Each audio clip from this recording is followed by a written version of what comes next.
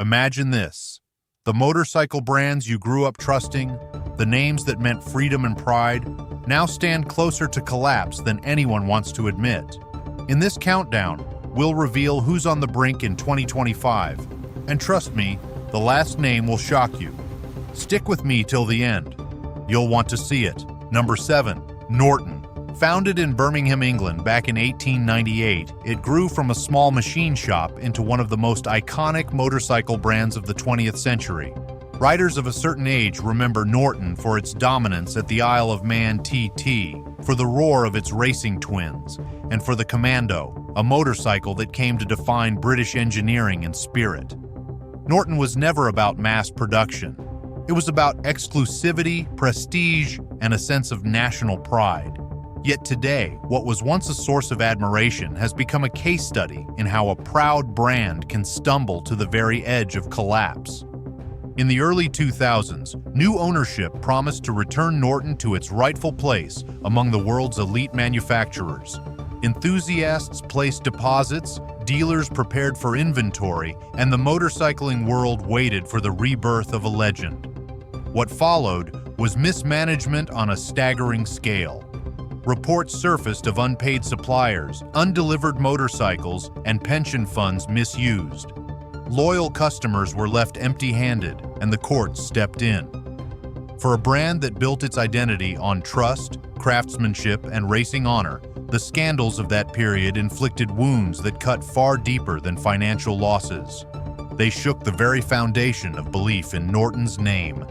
By 2020, bankruptcy loomed. Many assumed Norton's story would end as another faded chapter in motorcycling history. But an unlikely savior appeared when India's TVS Motor Company acquired the brand. With serious financial resources and global reach, TVS committed to building a new headquarters in England, investing in jobs, and putting Norton back into the conversation. For the first time in decades, there was reason to believe that Norton might not just survive, but rise again. Yet survival is one thing, restoring trust is another. While factories have been rebuilt and small batches of motorcycles delivered, the shadow of past mismanagement has not lifted. Norton's challenge is not simply producing motorcycles.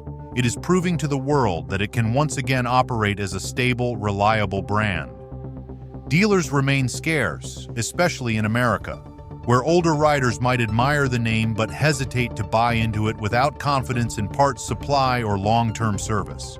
The brand is still associated more with nostalgia and scandal than with reliability. That is a dangerous reputation when competing against global giants with established networks, affordable options, and a consistent track record of supporting riders over decades. What makes Norton's situation so precarious is that it remains caught between two worlds. On one side, it trades heavily on heritage, the racing victories, the craftsmanship, the aura of exclusivity. On the other, it must compete in a modern market where riders demand value, reliability, and long-term support. Straddling that line has left Norton vulnerable. It risks being admired from afar rather than ridden on the open road. For older riders who still remember its glory days, seeing the brand struggle is a reminder that prestige alone cannot guarantee survival. Norton still exists. It is not yet a museum piece, but it teeters on the edge. Unless its new ownership can deliver more than promises, unless it can rebuild trust through consistency, strong support, and motorcycles that reach the hands of real riders, the brand may not survive the coming years. Norton carries the weight of over a century of history, but history alone will not keep a brand alive. But if you think that's bad, wait until you see who's next. If you've made it this far, you're clearly riding with us through the truth. Hit that like button to keep this story rolling and drop a comment with your own experience. Number 6. Moto Guzzi. It is one of the oldest names in motorcycling, with roots stretching back to 1921 on the shores of Lake Como in Italy. The brand has always stood apart, building motorcycles that carried unmistakable style and mechanical character. For riders of a certain age, the Eagle logo and the sound of a transverse V-twin meant more than just another machine. It meant a motorcycle with a soul. Moto Guzzi built its reputation on heritage, simplicity, and durability, creating a culture around its name that was less about mainstream popularity and more about loyalty and tradition. Yet for all its history, the company now finds itself in a precarious place, struggling to keep pace in a world that demands growth, innovation, and wide availability. Throughout the decades, Moto Guzzi earned respect not by chasing volume, but by building motorcycles that felt unique. It became a brand for riders who wanted to stand apart from the crowd, who valued heritage over hype and craftsmanship over mass appeal. But that niche approach has always left the company vulnerable. Its parent, the Piaggio Group, owns multiple brands, and the spotlight usually falls on Vespa or Aprilia, leaving Moto Guzzi to make do with limited investment. Sales volumes have remained small, dealerships are few and far between, and in many parts of the world the brand has become more of a curiosity than a serious choice. In the United States, that scarcity is even more noticeable. Many older riders admire the name, but cannot find a dealership nearby to buy or service one, making long-term ownership a challenge. The biggest problem for Moto Guzzi has been its difficulty adapting to the modern motorcycle market. For years, the brand leaned on designs that traced back decades, while rivals evolved quickly, adding advanced electronics, safety systems, and broader model lineups. Moto Guzzi moved cautiously, often too cautiously. The result was that, while the company's motorcycles still carried undeniable charm, they began to look like relics in showrooms filled with high-tech competition. For its most loyal fans, that old-school identity was part of the appeal, but for younger riders and practical buyers, it looked like stagnation. A brand can live on passion for only so long. Even today, Moto Guzzi has a dedicated following who speak of its motorcycles with near familial devotion. They praise the individuality, the quirks, and the heritage that cannot be copied. But loyalty without numbers does not keep factories running. Global production has remained relatively small, and without a stronger dealer network or bigger marketing push, Moto Guzzi risks becoming little more than a heritage badge under Piaggio's wide umbrella. The company has announced efforts to modernize, including investments in its historic Mandello del Lario factory. But progress has been slow, and the wider market continues to move faster than the brand can follow. Moto Guzzi still exists, still produces motorcycles, and still holds a respected place in motorcycling history. But existence alone is not survival. For older American riders who value torque, comfort, and heritage, the brand continues to inspire admiration, but the practical barriers to owning one grow larger every year. Unless Piaggio commits to giving Moto Guzzi the resources and attention it needs, the risk is clear. One of the oldest names in motorcycling could slide quietly into obscurity, remembered more for what it once was than for what it builds today. The cracks run deeper than just one brand. Let's move on. The brands may be struggling, but your safety shouldn't. Upgrade your helmet, gloves, and boots today. Link is in the description. Number 5. Indian motorcycles.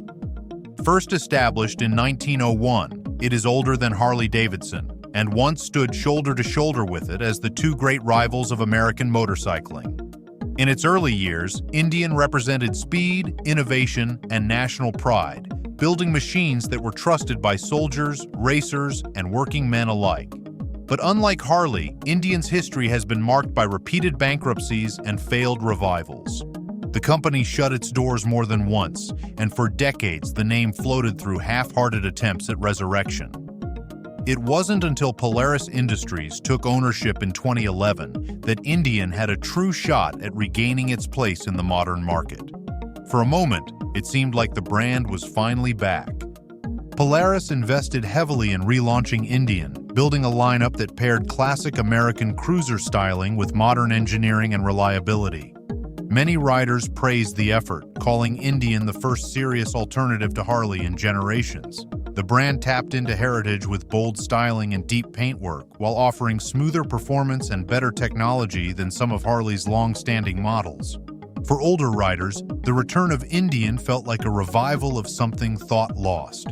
It gave them a choice: and competition between the two American giants heated up again. But beneath the excitement, Indian's challenges never fully went away. The dealer network remained far smaller than Harley's, making it difficult to buy or service an Indian outside of major cities. Without widespread support, long-term ownership became less practical, especially for riders who put down serious miles. The more serious wound came in 2023 when Polaris abandoned the traditional multicolor headdress logo that had defined Indian for decades.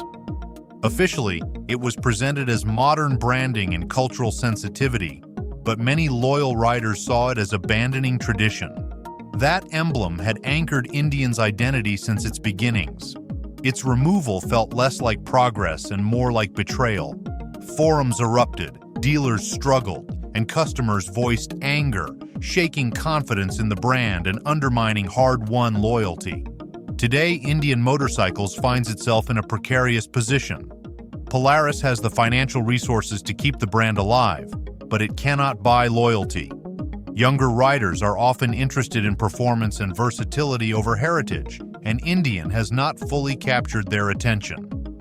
Older riders, the backbone of the market, are watching closely to see if the company remembers what made it special in the first place.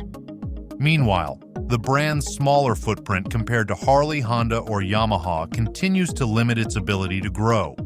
Indian still builds motorcycles, still carries a century of history, and still has the potential to compete.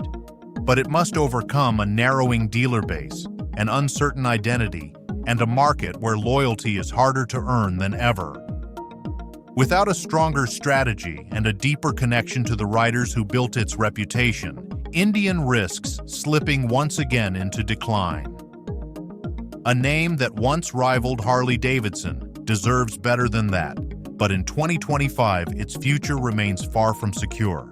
And believe me, the next name might surprise you even more. Number 4, KTM.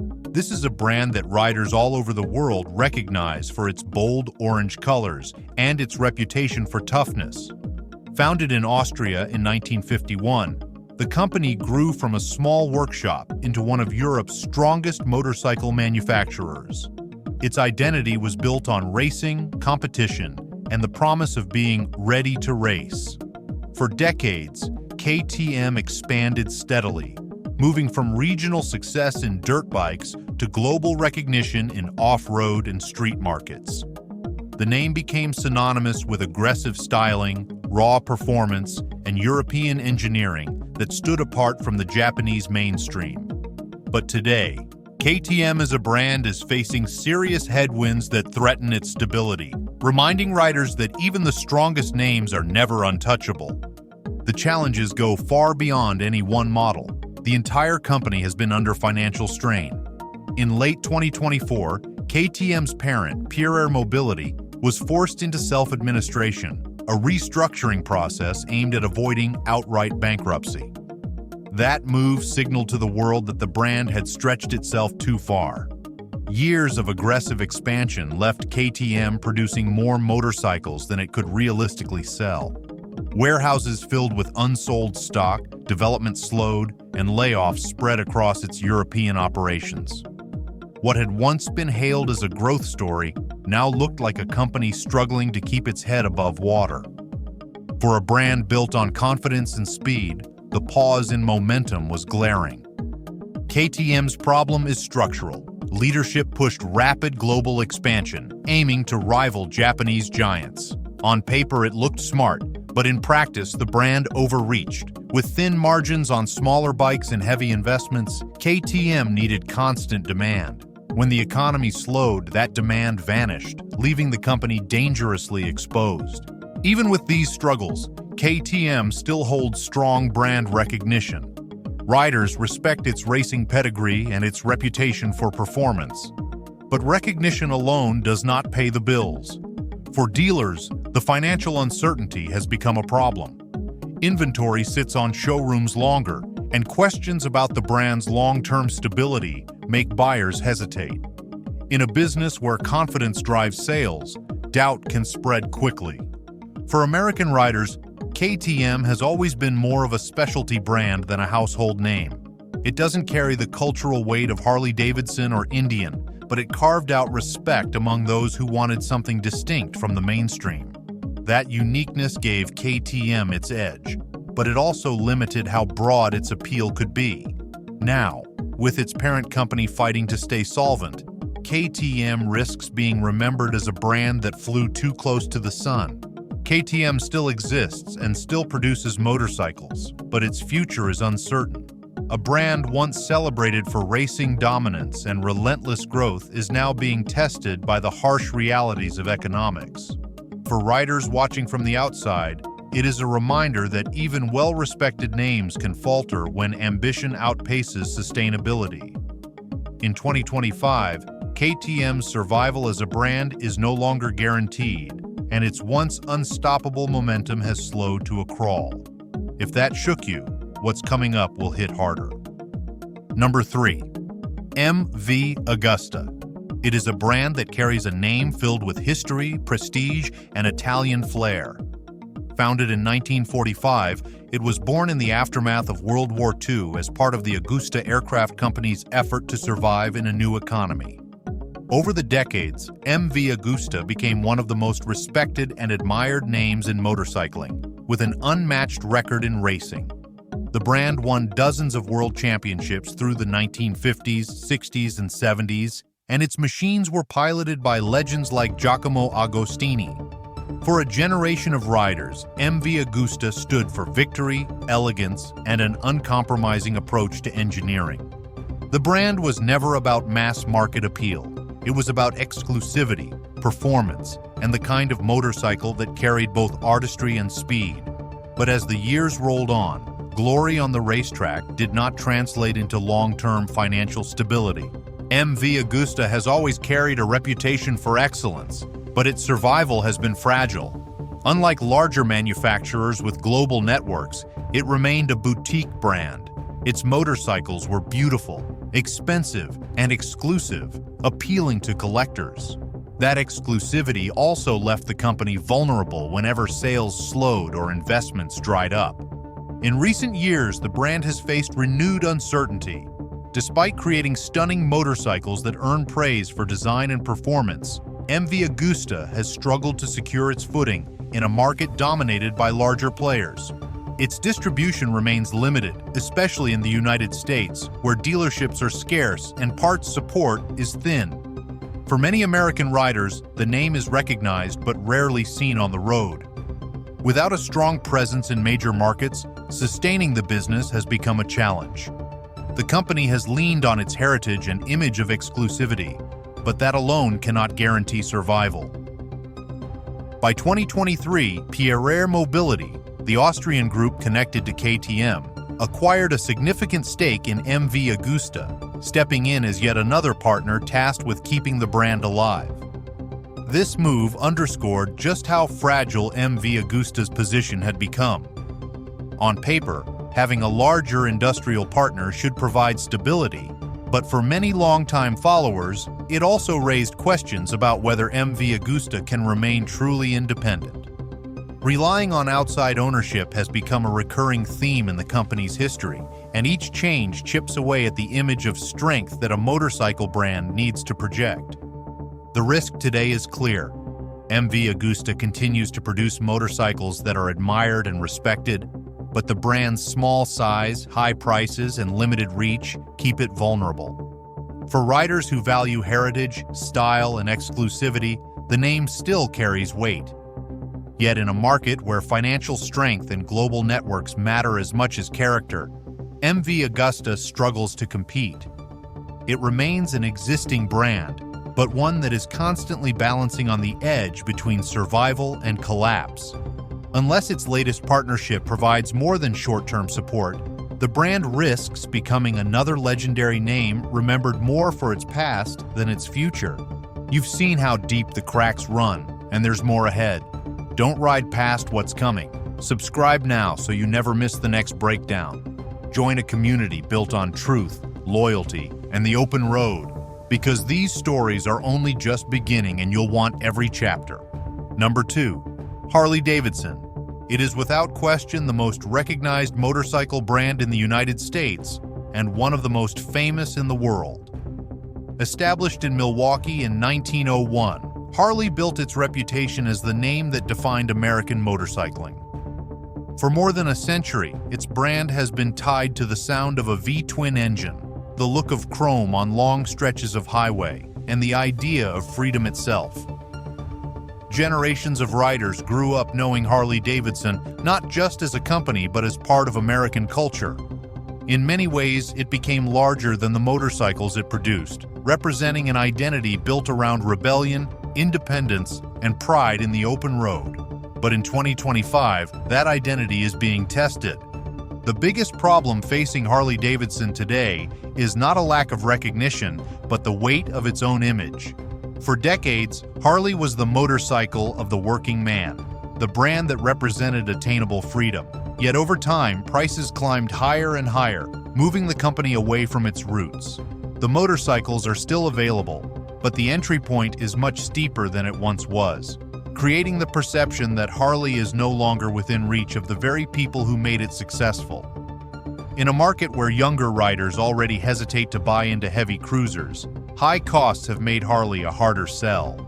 The company still sells motorcycles, but it is doing so to a shrinking core audience that is growing older every year. Harley's identity, once its greatest strength, has also become a challenge. The leather, the patches, and the thunder of a V-twin used to symbolize freedom. Today, for many new riders, it feels like a uniform that belongs to a different generation. The younger market wants flexibility, individuality, and modern features, while Harley has held tight to its traditions. That loyalty to heritage has kept longtime owners satisfied, but it has also slowed the company's ability to evolve in a competitive industry. The danger is not that Harley will disappear overnight, but that it will slowly lose relevance if it cannot bring new riders into its fold. Global competition has made matters more difficult. Japanese and European brands continue to deliver motorcycles that combine performance, value, and technology at levels Harley has been slower to match. The company has tried to branch into new directions, with ventures into electric motorcycles and updated platforms. But these efforts remain overshadowed by the brand's reliance on its established image. For some, that consistency is comforting. For others, it signals reluctance to change. Either way, Harley is caught between honoring its past and preparing for the future, and that is a precarious place for a company of its size. Despite these challenges, Harley-Davidson still exists as a strong brand with deep roots. Its dealer network, loyal community, and global reputation ensure that it continues to sell motorcycles and inspire riders around the world. Yet the concerns about pricing, identity, and generational appeal remain.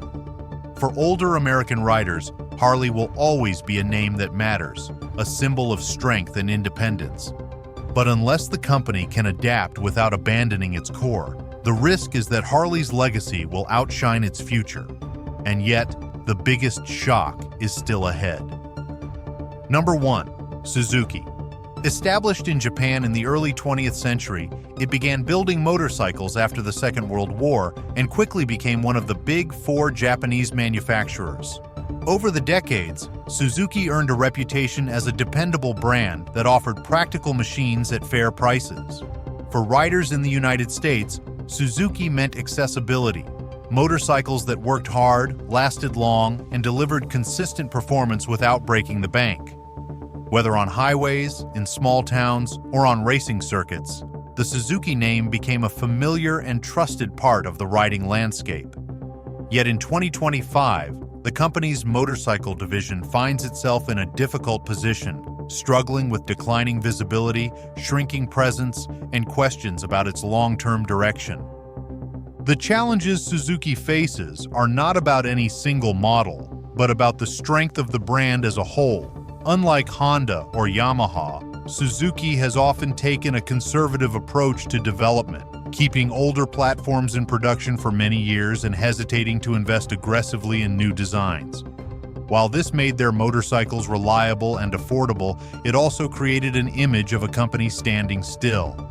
As other manufacturers rolled out updates and innovations, Suzuki began to look like it was falling behind. For older riders who value simplicity and dependability, that might still hold some appeal, but for the broader market, it has hurt the brand's relevance. In the world of motorcycling, perception is as important as engineering, and Suzuki's reputation has shifted from being a leader to being seen as a company struggling to keep up. Globally, Suzuki remains a diversified corporation, producing automobiles, marine engines, and industrial products. Motorcycles are just one division of a much larger business, and that has often left the motorcycle side with less attention and fewer resources. When budgets tighten, motorcycles are not always the top priority, and it shows in the brand's limited marketing and cautious product rollouts. For American riders, this means fewer dealerships, thinner support networks, and a brand that does not feel as present as it once did. What was once a household name on the open road now risks becoming a niche presence, overshadowed by competitors who are louder, bolder, and more committed to making motorcycling the centerpiece of their business. The decision to withdraw from MotoGP racing in 2022 was a symbolic blow. Racing had long been part of Suzuki's identity, reinforcing its image as a serious competitor with performance credentials. Walking away from the world stage sent a signal that the brand was retrenching rather than expanding, and it created doubts about how committed Suzuki still is to its motorcycle division. While it continues to build and sell motorcycles worldwide, the lack of clear vision has made both dealers and riders uneasy about its long-term stability. For older American riders, Suzuki still carries meaning. It is remembered as the company that built straightforward, dependable machines that delivered honest value. But memories alone cannot secure the future of a brand. In 2025, Suzuki remains on the map, but its reduced investment, limited presence, and declining influence make it vulnerable. The company still exists, but its motorcycle division stands at a crossroads. Without renewed focus and a stronger commitment to growth, Suzuki risks slipping away from the front lines of motorcycling and becoming a name recalled more for its past than its future. The road ahead is uncertain, and the brands we've trusted for generations may not all survive. But together, we can keep these stories alive. Subscribe now, share this video with a fellow rider, and join the conversation below. Stay part of the brotherhood, because the open road is stronger when we ride it together.